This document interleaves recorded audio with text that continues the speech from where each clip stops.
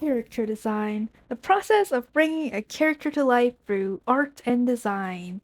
And I am an avid dabbler in this corner of the art world, having designed quite a few characters over the years. One such character is who we'll be focusing on today. Meet Elena Trojan, a character I created in the ancient times of 2020.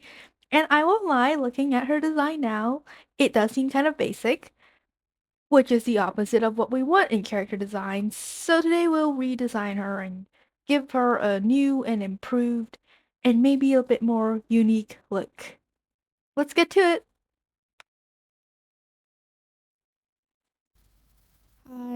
A little editor's note here.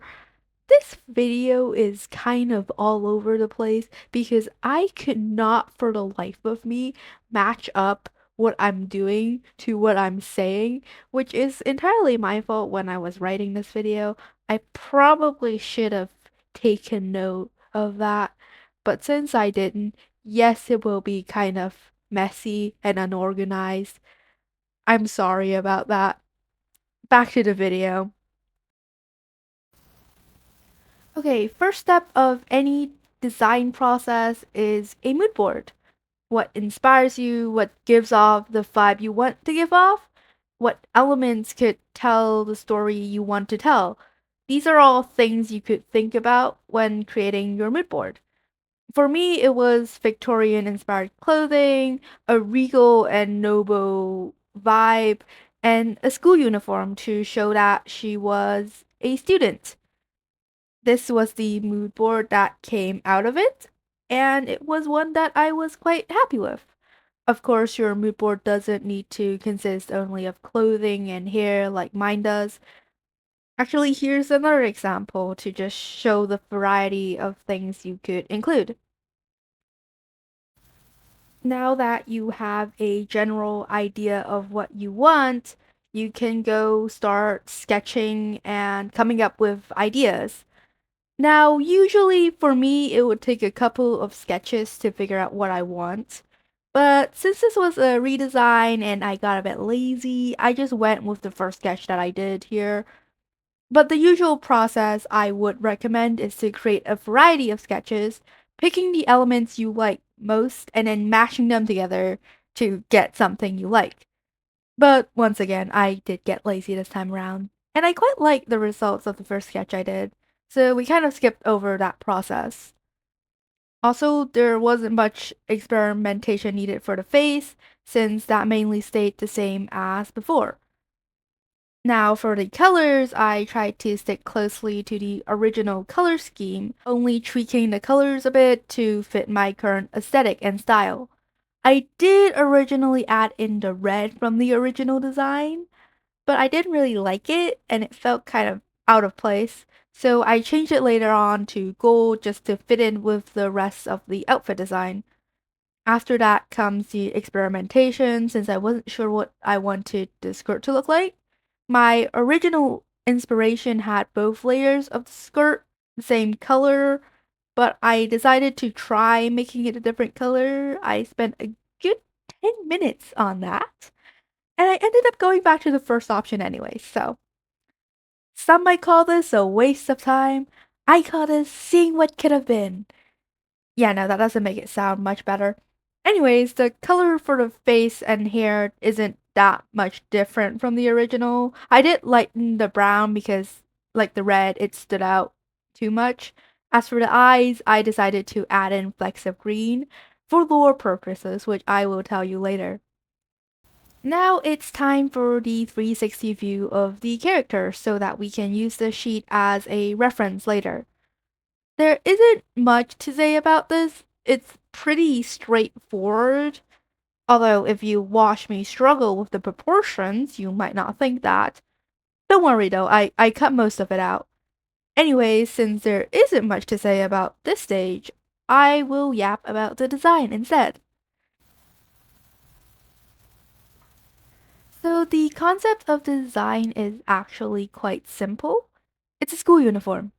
I don't know what else I can say about it. I am joking, of course. If I really didn't have anything to say, this video wouldn't exist. But yeah, I'm not gonna lie, I generally like really detailed and intricate designs like those seen in Star Rail or Genshin. But I also know that my level of skill is nowhere near enough to draw those kinds of designs, let alone come up with them on my own. So for this design, I limited the amount of small and intricate details, opting for the bigger picture instead. Of course, that doesn't mean it's not good, even though it sounds like I'm tooting my own horn right now. Having a balance between simplicity and intricacy is a good thing as well. I'm not making excuses, I swear. And there is another reason for why I held off on making her really detailed, which is her status. A little bit about Elena here. She is the runaway daughter of a noble family. As such, I thought leaving out the elaborate detailing would do well to reflect that. However, the school she goes to is still a prestigious one. As such, her clothes are still well kept and exude a certain sense of nobility and elegance in them. On that note, her clothes also tell us what she studies. Well, kind of. Honestly, this is again me trying to justify my tendency to put my female characters in skirts and dresses, but we don't need to talk about that. Anyways, the school she goes to, Lorraine's Academy of Magic and Swordsmanship, teaches, well, magic and swordsmanship. And, well, you can see where I'm going with this. Elena majors in magic and as such wears a skirt, also known as a long winded explanation for me to justify me putting her in a skirt. It may be a way for me to sneak in some lore to evoke some curiosity. On the topic of lore, I think it's about time I tell you all more about Elena. Now, her lore has been rewritten multiple times, to the point not even I know which is the correct version, but I'll just tell it the way I remember it. Also, this is gonna be very condensed because we don't have the time for me to ramble on about my character. Anyways, Elena's story begins in her childhood. As the daughter of a count, she had everything she wanted and needed. But unlike other noble children who spent their days playing games and making friends, she had always had a thirst for knowledge, and her studying would prove worthwhile as she even gained the attention of famed headmistress Adelaide Aswarin. However, all that knowledge and power couldn't stop the tragedy that would befall the Trojan family. On Elena's ninth birthday, her parents threw her a grand banquet with gifts stacked to the ceiling and food that spanned throughout the great hall. Relatives came to visit from all over the kingdom, and the manor was filled with a joyous atmosphere. Little did they know what was to come. Elena's father, though kind, was often susceptible to corrupt vassals and subordinates. As such, the people of his land were often subjected to poor living and working conditions.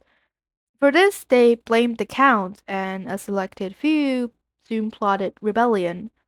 And so, on this joyous occasion, a riot broke out and stormed the manor. Blood spread throughout the halls, and Elena, frozen in fear, could do nothing but watch as her mother and brother died before her very eyes. Okay, side note here. I feel like I have a tendency to give my characters happy childhood only to strip them away and traumatize them with unspeakable tragedies. I don't know why I do this. I'm sorry, Elena. You did nothing to deserve this. Moving on. Elena's father, the Count, soon remarried, wanting his daughter to continue growing up without worry. However, Elena never really accepted her stepfamily.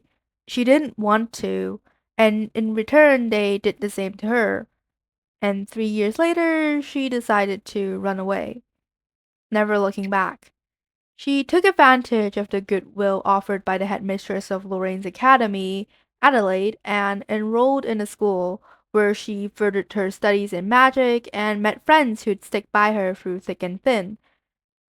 And here is where our story ends for today. I really go off on tangents about my character sometimes, so we need a place to stop. Also, is it just me, or is it feeling kind of melancholic here. Anyways, back to the character design process. The next step is the line art. And once again, there isn't really much to say here. Can we go back to the lore? Is there more to say about her lore? Yeah, no, I don't know what else I can talk about here. I guess I'll talk about how I did the line art for my character reference sheets, but there really isn't much to talk about, so don't expect anything. One thing to note is that I do generally try to keep it clean and smooth, which I usually despise doing since my perfectionist tendencies always seem to kick in when I do. And it's not like they didn't, but I think for reference sheets such as this one, I like the line work to look clean and organized. Of course, you don't need to make it as perfect as possible, that's just a personal preference, or rather, a perfectionist tendencies. But readability is probably something you'd want to factor in. And I just remember what else we could talk about. When it comes to character design, readability can be an important factor to the way you design your characters. Now, what I mean by this is how much specific elements of your design stand out from each other. For Elena, I use gold accents in her outfit to separate them, like in the skirt in particular, where the two layers are the same color. You can also do this with various other techniques like color contrast, patterns, and the like. Something else I'd like to note is how my mood board inspired the design. As you can see, I focus mainly on Lolita and OG style dresses for my research. These two styles are honestly one of my personal favorites to use as references, especially for fantasy characters such as this one. I also took inspiration from school uniforms just to get an idea of their general look, and just so you can tell that it's a school uniform rather than just a formal outfit or something like that. From these photos, I then took certain parts like the skirt and the sleeves and combined them and altered them into something I like. I think in this case, you can kind of see where I took inspiration from my mood board, and that's kind of it. And it's coloring time. For this, it's like the line art, clean and smooth, and no rendering.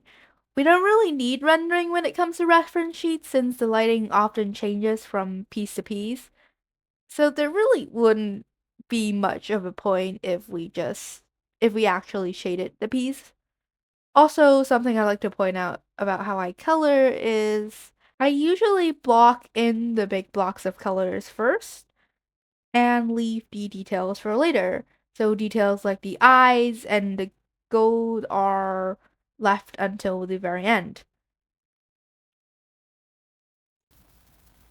Anyways, if you didn't realize earlier, I was quite excited to talk about colors since I would like to expand on the reasons I chose the colors that I did because I didn't really talk about it earlier, and it's also one of the more interesting parts about the design process. A very dominant color in Elena's design is the blue in her jacket. The blue, surrounded by mainly neutral and desaturated colors, stands out amidst her design. It's also the reason I went with a lighter blue than in the originals, since I felt it wouldn't stand out as much if it was darker. Also, it reflects my personal preference for pastel like colors, so there's that. Another thing about blue, I feel like blue is a real kind of color. Purple more so, but blue can also be seen as noble and elegant, which once again relates to the vibe and an overall atmosphere I want the design to have. Other than this, the gold also contributes to that atmosphere since it's, gold. Oh yeah, I said I was gonna explain her eyes earlier. Love me for almost forgetting half of the things I say I do. Anyways, her eyes, like I said before, are purple with flecks of green. This isn't entirely lore accurate. But I thought it'd be a nice detail to add since Elena actually has two eye colors in the story. Her actual eye colors are green, which she inherited from her mother. However, since she ran away from home and didn't want to be found, she disguised herself, changing her eye colors and appearance in the process.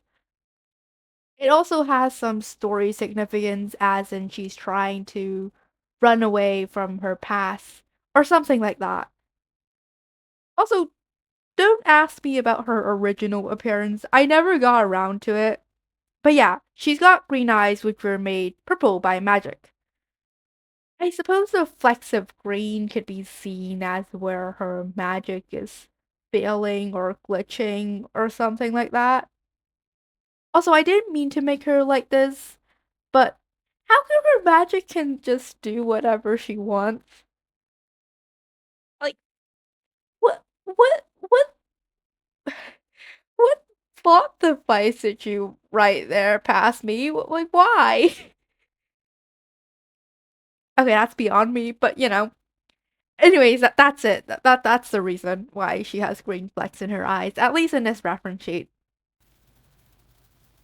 And yeah, that's about it, I think. Was this video all over the place? Yes.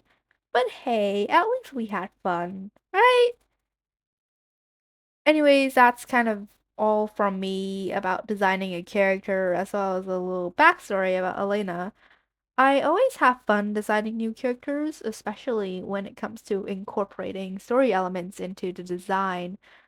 I think it's really interesting how a person's appearance and attire can tell a story, and one of my long-term projects is to redesign all my past designs so that they're a bit more purposeful and maybe a bit more appealing.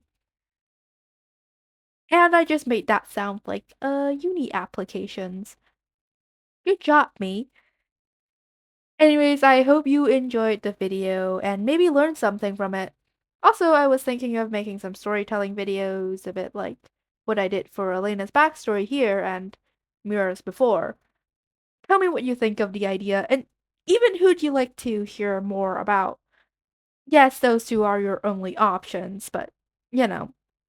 And I hope you like Elena's new design. Here's a little comparison, and yeah, subscribe for more, and I'll see you next time. Bye!